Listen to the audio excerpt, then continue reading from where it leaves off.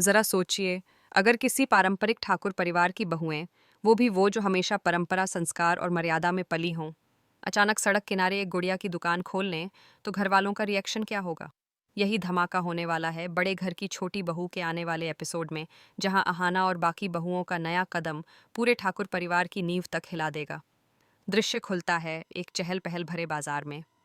रंग बिरंगी गुड़ियाएं हवा में झूल रही हैं, बच्चों की खिलखिलाहट, लोगों की भीड़, और उस सबके बीच एक सुंदर सी दुकान, बहुओं की गुड़िया नाम से।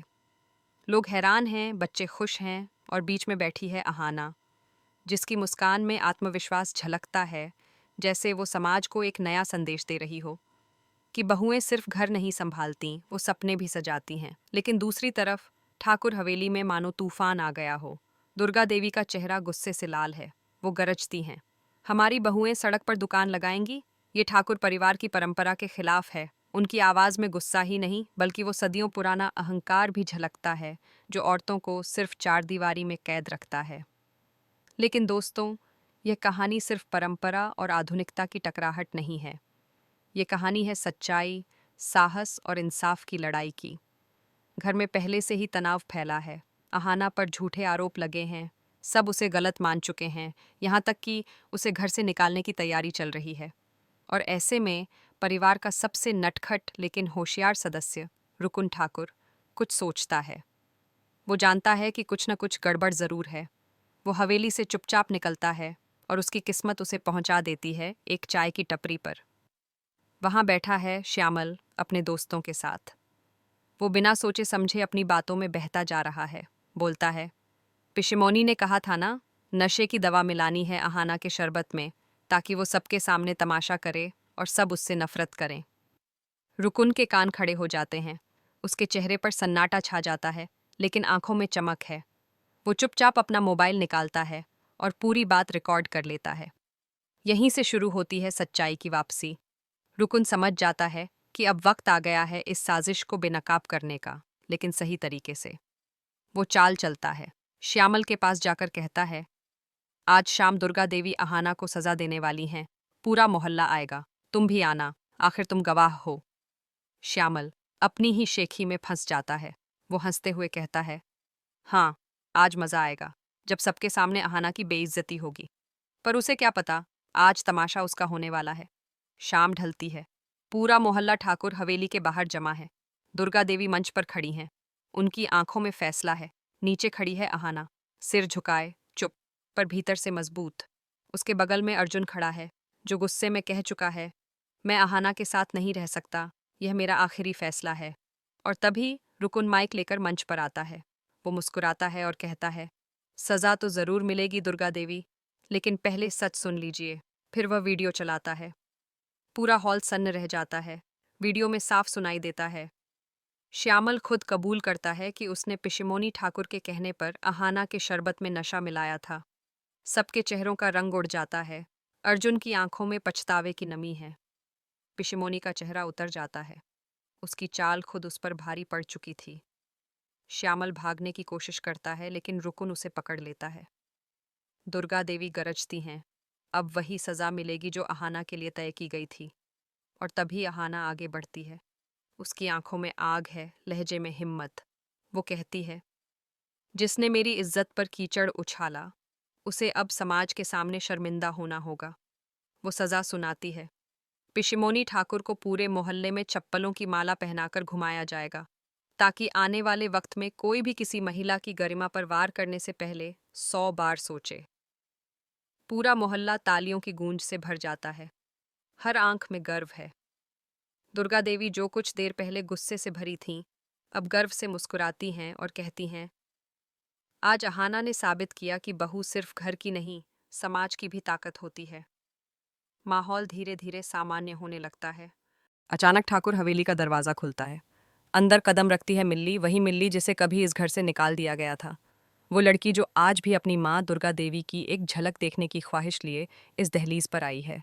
हवेली के आंगन में एक सन्नाटा छा जाता है। हर कोई एक दूसरे का चेहरा देखने लगता है, और तभी गुस्से से कांपती आवाज में सामने आता है पलटू। वो तमतमाया हुआ चिल्लाता है, अब क्या लेने आई हो यहाँ? उस वक्त तो तुमने हमारे परिवार की इज्जत मिट्टी में मिला दी थी। अब तेरे लिए इस घर में कोई जगह नहीं है।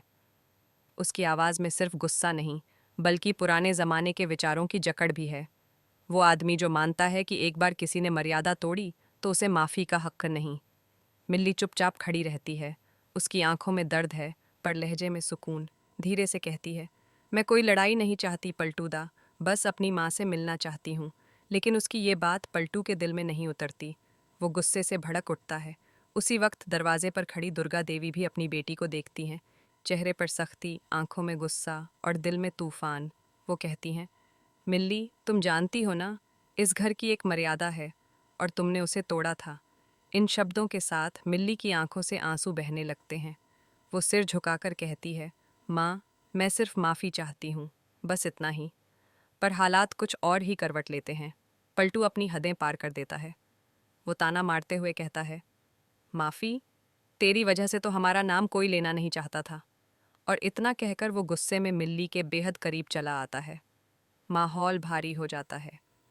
अहाना, जो अब तक चुप थी, आगे बढ़कर मिल्ली को संभालने की कोशिश करती है। लेकिन पलटू और भड़क उठता है। उसका हाथ उठता है और एक जोरदार थप्पड़ मिल्ली के गाल पर पड़ता है। पूरा घर सन्न रह जाता है। मिल्ली की आंखों से बहते आंसू जमीन पर गिरते हैं। वो कुछ नहीं कहती, बस अपनी माँ की ओर देखती है, जैसे पूछ रही हो, क्या मैं वाकई इतनी गलत हूँ माँ? और तभी दुर्गा देवी की आंखों में आग जल उठती है। वो गरजती हैं, तुम्हारी हिम्मत कैसे हुई मेरी बेटी पर हाथ उठाने की? उससे नाराज़ होने का हक सिर्फ मेरा है, तुम्हारा नहीं। पूरा घर जैसे जाग जाता है। हर कोई दंग है, क्योंकि पहली बार दुर्गा देवी ने अपनी बेटी का नाम इतने गर्व से लिया है। वो आगे बढ़ती हैं और कहती हैं, याद रखना, यह घर मेरी बेटी का है। अब इसमें उसकी जगह कोई नहीं छीन सकता। पलटू सन्न रह जाता है। उसके चेहरे पर पछतावा है, डर है। वो धीरे से कहता है, मुझे माफ़ कर दीजिए दुर्गा देवी, मुझसे गलती हो गई। पर अब बहुत देर हो चुकी थी। दुर्गा देवी ठोस आवाज़ में कहती हैं, अब इस घर से मेरी बेटी नहीं, तू जाएगा पलटू। जिसने इज्जत की कीमत नहीं जानी, उसे इस घर में रहने का कोई हक नहीं। पलटू सिर झुकाकर वहां से चला जाता है। मिल्ली अब रोते हुए कहती है, माँ, मैं यहाँ किसी के लिए परेशानी नहीं बनना चाहती, मैं चली जाऊंगी। लेकिन इस बार दुर्गा देवी अपनी बेटी का हाथ थाम लेती हैं। वो उसे सीने से लगाती हैं, जैसे बरसों का फासला मिटा रही हों। कहती हैं, अब कहीं नहीं जाओगी। अब से तुम्हारी जिम्मेदारी मेरी है। तुम मेरी बेटी हो, तुम्हें किसी के आगे झुकने की ज़रूरत नहीं। पूरा घर उस दृश्य को देख भावुक हो उठता है। अहाना के चेहरे पर सुकून की मुस्कान है। वो सोचती है, अब वक्त है कि मैं अपनी ननद मिल्ली के लिए कुछ बड़ा करूं। उसे खुद के पैरों पर खड़ा करना होगा, ताकि वह किसी के आगे हाथ न फैलाए। और यहीं से शुरू होता है अहाना और मिल्ली का नया सफ़र। एक ऐसा रिश्ता जो खून से नहीं, हौसले और सहारे से जुड़ा है। अब कहानी सिर्फ रिश्तों की नहीं रही, अब यह सम्मान की लड़ाई है। एक बेटी की, एक माँ की और एक बहू की। अगर आप भी मानते हैं कि माँ और बेटी का रिश्ता कभी टूट नहीं सकता, तो वीडियो को लाइक करें और कमेंट में लिखें, हम हैं अहाना और मिल्ली के साथ। कहानी के आने वाले एपिसोड में हवेली की तस्वीर पूरी तरह बदलने वाली है। अब जब माँ ने बेटी का हाथ थाम लिया है, तो हर दीवार, हर दूरी खुद ब खुद गिरने लगेगी। अगर आपको भी लगता है कि माँ बेटी का रिश्ता सबसे मजबूत होता है, तो कमेंट करें, माँ बेटी अमर रहें। अगर अहाना का हौसला और मिल्ली का दर्द आपके दिल को छू गया हो, तो लिखें, रेस्पेक्ट फॉर अहाना एंड मिल्ली। अगर आप भी सोचते हैं कि हर घर में अहाना जैसी भाभी होनी चाहिए, तो कमेंट करें, प्राइड ऑफ अहाना। और अगर आप मानते हैं कि औरत की असली ताकत उसके हौसले में होती है, तो लिखिए, salute to Ahana and milli.